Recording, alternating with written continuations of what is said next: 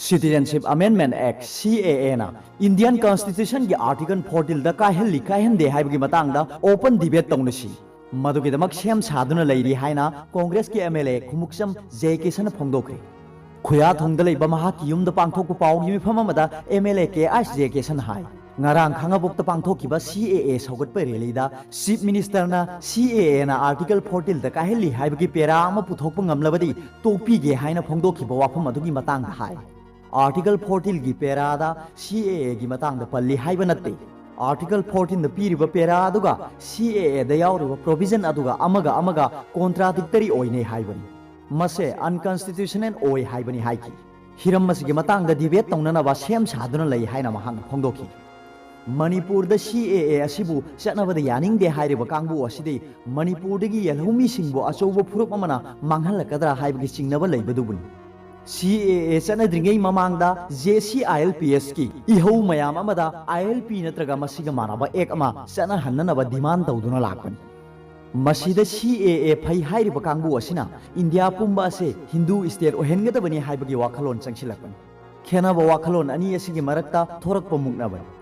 BJP की यांगलेन सरू ओइरिबा RSS की लुसिंगबा मोहन भगवतना इंडिया से हिंदू की लैबा अमा ओहेनगदौरिबनी हाइबसी लाउथोखरबनी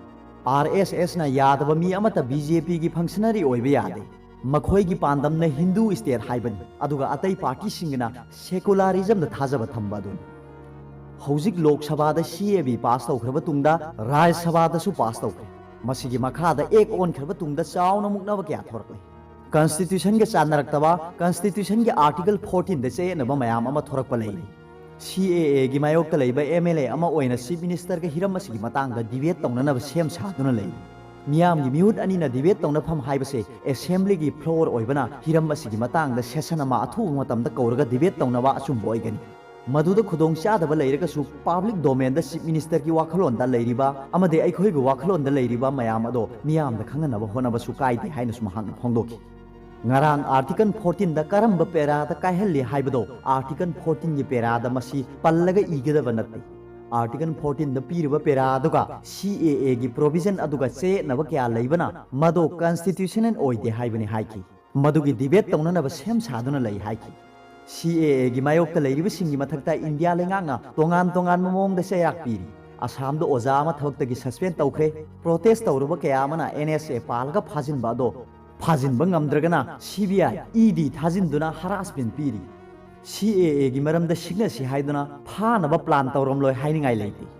CAA की मायोक्ता प्रोटेस्ट तौबा CPI की लुसिंगबा L Shotin कुमार गुम्बा मयाम अमना मखोइबु मचिन मेनबा फारगा कैसुम संगदा थमजिनगनी मचिन मेनगनी हाइबगी वाखलोल अदो थादोकपन सुगमन पॉलिटिशियन खरा इहौ हौरिबा मियोय खरा जेल दा नमसिलगा मियाम की अपाम दो नमसिन बंगमगदब नत्ते मियोय खरा नमसिदा चावना सिंगनरी लैंगाक थौना लेरबा लिंगजेल लेरगदी मियाम दगी रेफरेंडम अमा लौनसी ngarang khambok ta CAA सौगतलगा खोंगचत अमा चटपा उई खामबोक की मियाम CAA सौगतपगा सौगतबगा कनानी हेली हाइबसे हेक्ति येंगनसी CAA की मायोक्ता हौबसिंगना फाजिनबा सौगतपसिंगबुना nga खेंदुन थंबगी चनेबे सि तोक्सी मफम खुदिमक्ता लैंगाकना अपाम अमा मतम अमा थाबियु CAA सौगतपगा सौगतबगा रेली चनसी मदुदा कनाना याय यादे हाइबा लौनसी लैंगाक हाइबसे मियाम सेमनी मियाम की अपाम पामदबा अदो येंगलगा थबक तौनसी CAA palm Meena ngamlagasu लैंगाक तुमिना लेबियु हाइकी CAA फै हाइबा कांगबुना मिठाई पिजेगनी संगोम पिथकनी हाइबा अदुगा मदुगी मायोक्ता लैबसिंगुना फारगा एक ओइना पानसिनगनी हाइबदुदि तौबिदबा फै मदो डिक्टेटर की लैंगाक मतमदा थोकपनी इंडियाना डेमोक्रेसी चटपदा ख्वाइदगी चावबा लैबांगनी हाइना चावथोक चरमबदो ngasidi डेमोक्रेसी की महाव काउथोकलगा डिक्टेटर की मवोंगदा लाकपासे अफबा खुदम नत्ते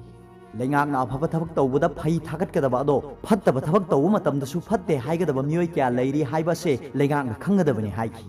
लैंगाकना सेंजा थुमजा मुथनबा एंटी करप्शन सेन हांगदोक्तना मसी थिंगनबा थबक लौखले हाइरबसु मियामगी सेल चावना हुरानबा मियोय क्या लैरी मसी लैंगाकना चैराक पिबा ngamgani हाइना फोंगना लौथोकपियु हुरानबदा सेनबसिंग अदो फारगे चैराक पिबा ngamgani हाइरबदि लैंगाक असिबु इकाई खुंनगे हाइकी लुपा चमगा चारमबगी फारगा सस्पेंड तौरगा जेल थंब ngamba तारबदि क्रोर हुरालिबा कांगबु असे फारगदि करी तौगनी हाइकी मरमसिना लैंगाक असिना सेंजा थुमजा योखले हाइबसि तागबन मसी लैते हाइरगदि महाकि मथक्ता डिफेमेशन चार्ज तौबियु हाइकी लैंगाक असिना मखोय लैरी हाइना खंगन मथौ ताई हाइकी ꯑꯗꯨꯕꯨ ꯂꯩꯉꯥꯛ ꯑꯁꯤꯒꯤ ꯐꯝꯅꯥꯏꯕ ꯈꯔ ꯅꯠꯇꯅ ꯃꯤꯌꯥꯝꯅ ꯊꯦꯡꯅꯔꯤꯕ ꯑꯋꯥꯕꯁꯤ ꯀꯗꯥꯏꯗ ꯂꯩꯔꯤꯕꯒꯦ? ꯄꯣꯠ ꯆꯩ ꯃꯃꯜ ꯇꯥꯡꯈꯠꯄ ꯊꯤꯡꯅꯕ ꯀꯔꯤ ꯊꯧꯔꯥꯡ ꯂꯧꯈꯠꯂꯤꯕꯒꯦ ꯍꯪꯈꯤ꯫ ꯂꯝꯗꯝ ꯑꯁꯤꯗ ꯆꯥꯎꯈꯠ ꯊꯧꯔꯥꯡ ꯄꯥꯏꯈꯠꯂꯦ ꯍꯥꯏꯔꯤꯕ ꯑꯁꯤ ꯀꯗꯥꯏꯗ ꯇꯧꯔꯤꯕꯅꯣ? ꯃꯤꯌꯥꯝꯗ ꯃꯥꯜꯍꯜꯂꯒ ꯃꯤꯌꯥꯝꯗ ꯂꯥꯟꯅ ꯁꯟꯗꯣꯛꯄꯗꯤ ꯂꯩꯉꯥꯛ ꯑꯁꯤ ꯃꯥꯏ ꯄꯥꯛꯂꯦ ꯍꯥꯏꯕ ꯌꯥꯔꯣꯏ ꯍꯥꯏꯈꯤ꯫ ꯕꯖꯥꯔ ꯃꯌꯥꯏꯗ ꯂꯩꯔꯤꯕ ꯇꯣꯝꯕꯤꯁꯅꯥ ꯃꯥꯔꯀꯦꯠ ꯑꯁꯤ ꯃꯃꯥꯡꯒꯤ ꯂꯩꯉꯥꯛꯅ ꯄꯥꯏꯈꯠꯂꯝꯕꯗꯒꯤ ꯍꯧꯖꯤꯛ ꯀꯔꯤ ꯃꯆꯤ ꯂꯦꯡꯂꯕꯒꯦ ꯍꯪꯈꯤ꯫ ꯃꯔꯝ ꯑꯗꯨꯅ ꯑꯁꯦꯡꯕ ꯏꯁꯨꯁꯤꯡ ꯑꯁꯤ ꯃꯃꯥꯏ ꯂꯩꯊꯣꯛꯅꯕ ꯍꯣꯠꯅꯕ, ꯗꯤꯄꯥꯔꯠꯃꯦꯟꯠꯁꯤꯡ ꯁꯦꯜ ꯄꯤꯊꯣꯛꯄ ꯉꯝꯗꯅ ꯂꯩꯔꯤꯕ, ꯅꯍꯥꯁꯤꯡ ꯊꯕꯛ ꯄꯤꯕ ꯉꯝꯗ꯭ꯔꯤꯕ, ꯅꯍꯥ ꯀꯌꯥ ꯁꯨꯐꯝ ꯅꯣꯝꯐꯝ ꯂꯩꯇ꯭ꯔꯤꯕ ꯑꯁꯤꯗ ꯃꯌꯥꯝ ꯑꯁꯤ ꯁꯤꯖꯤꯟꯅꯔꯒ ꯃꯤꯌꯥꯝꯒꯤ ꯏꯁꯨ ꯃꯌꯥꯝ ꯅꯥꯊꯩꯅꯕ ꯍꯣꯠꯅꯔꯤꯕ ꯑꯁꯤ ꯂꯥꯏꯕꯛ ꯊꯤꯕꯅꯤ꯫ ꯉꯔꯥꯡꯒꯤ ꯔꯦꯂꯤ ꯑꯗꯣ CAAꯒꯤ ꯃꯥꯌꯣꯛꯇ ꯂꯩꯕꯁꯤꯡ ꯈꯣꯏꯗꯧ ꯊꯤꯜꯍꯜꯂꯒ ꯑꯃꯒ ꯆꯩꯅꯍꯟꯗꯨꯅ ꯏꯁꯨ ꯃꯌꯥꯝ ꯑꯃ ꯅꯥꯊꯩꯅꯅꯕ, ꯆꯥꯎꯈꯠꯄ ꯃꯅꯤꯡ ꯍꯜꯍꯟꯅꯕ ꯍꯣꯠꯅꯗꯨꯅ ꯂꯥꯛꯂꯤ ꯍꯥꯏꯕꯁꯦ ꯃꯌꯦꯛ ꯁꯦꯡꯂꯦ ꯍꯥꯏꯈꯤ꯫ ꯑꯔꯣꯏꯕꯗ ꯄꯥꯎꯕꯤ ꯂꯥꯏꯅꯤ ꯁꯨꯔꯤꯗꯒꯤ ꯚꯤꯗꯤꯑꯣ ꯌꯦꯡꯕꯤꯔꯤꯕ ꯈꯨꯗꯤꯡꯃꯛꯄꯨ ꯊꯥꯒꯠꯆꯔꯤ꯫